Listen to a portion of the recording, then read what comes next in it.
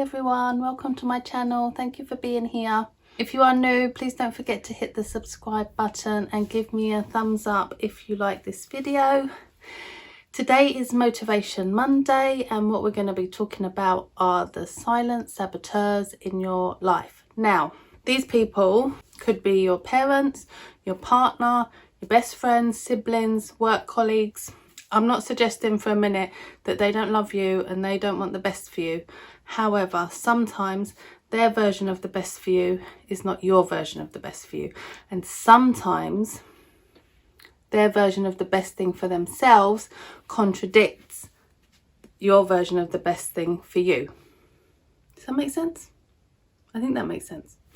Okay, so what I'm trying to get at is, if you've ever tried to make a healthy change in your life, break a bad habit, for example, stop smoking, stop drinking too much, go on a diet, join the gym, there's always going to be that one person in your life, or maybe more than one person, that tries to derail you.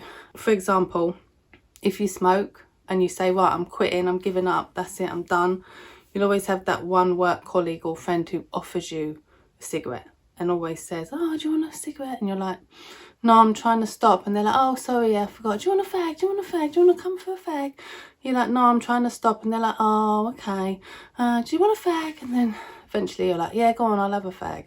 Or likewise with drinking, there'll always be that someone that says to you, just have one. I mean, one won't hurt.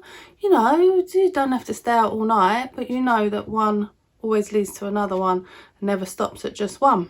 If you've ever tried to go on a diet, there'll always be that person that's like, oh love, you need to eat more, do you want a biscuit, do you want a piece of cake, one slice won't hurt, one this won't hurt, one that won't hurt, you're wasting away. Or if you've ever tried to join the gym, there's someone that's always like, oh, skip tonight, you've been 3 times this week already, you can take the night off, we can go to the cinema, we can do something else. Could be your partner because he or she doesn't want to go. Could be your mates because they can't be asked and they just want to have fun. Now, I'm not saying these people don't love you and care about you, but them trying to derail you subconsciously, I'm not saying they do it on purpose, I'm not saying they maliciously set out to sabotage your efforts, but what's happening is you're making a positive change, which then forces them to look at their lives and whether they should be making positive changes. And not everybody wants to, and not everybody's ready. And most people have a little comfort zone and they like that comfort zone and they want to stay in it, and they want you to stay in that comfort zone with them, because if you leave your comfort zone, it forces them to look at whether they should be leaving their comfort zone. And leaving a comfort zone is a difficult thing to do. It takes a lot of motivation, it takes a lot of willpower, and it takes a lot of bravery as well, because life is much simpler if we just stay in our little comfort zone, in our little box that we've always known and we always do what we've always done. It's when we start to make changes that it gets a little bit scary, and not everybody wants to do that and not everyone's ready for it. So what happens is you decide to make a positive change, and then they start to go, God, should I be making positive changes? And then rather than making those positive changes, they just try to stop you from making your positive changes, if that makes sense. And like I said, it's not a malicious thing, it's a subconscious thing. It's them protecting themselves and maybe even trying to protect you, because they might be subconsciously thinking, she's going to fail at that diet and then she's going to be really disappointed in herself. It'd be much better if she didn't even start.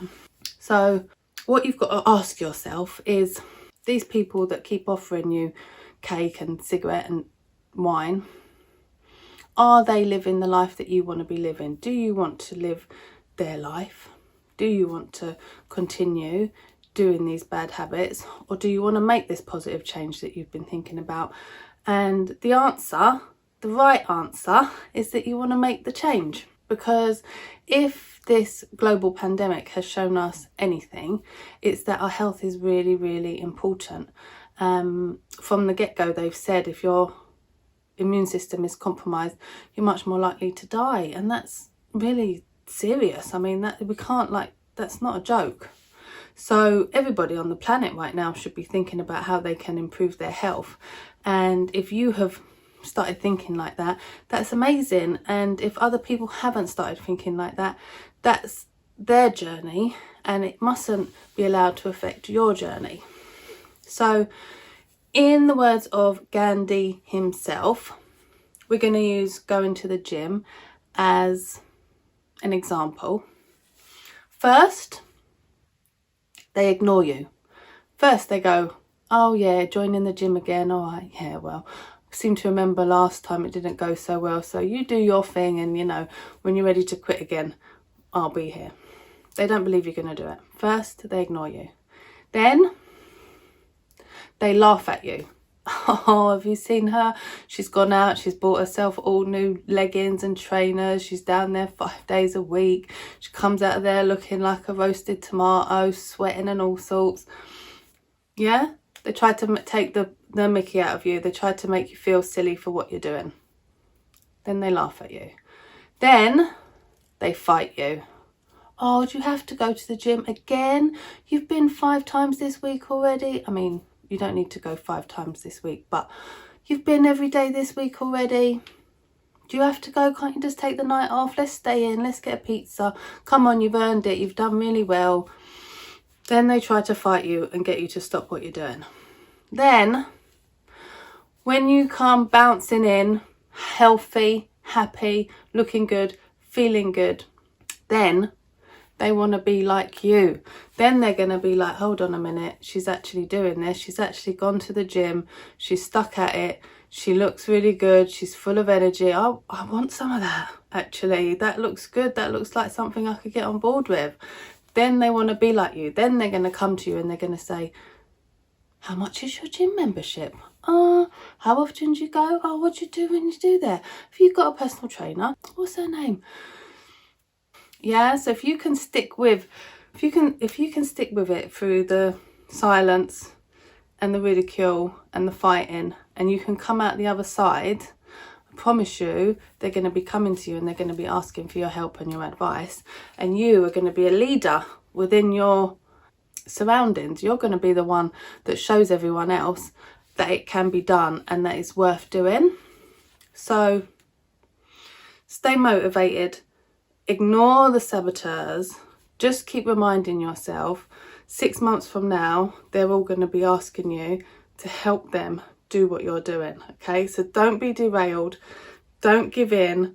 Don't take that one drink. Don't skip that one gym session. Don't accept that one piece of cake. Keep on your plan. Keep on your path.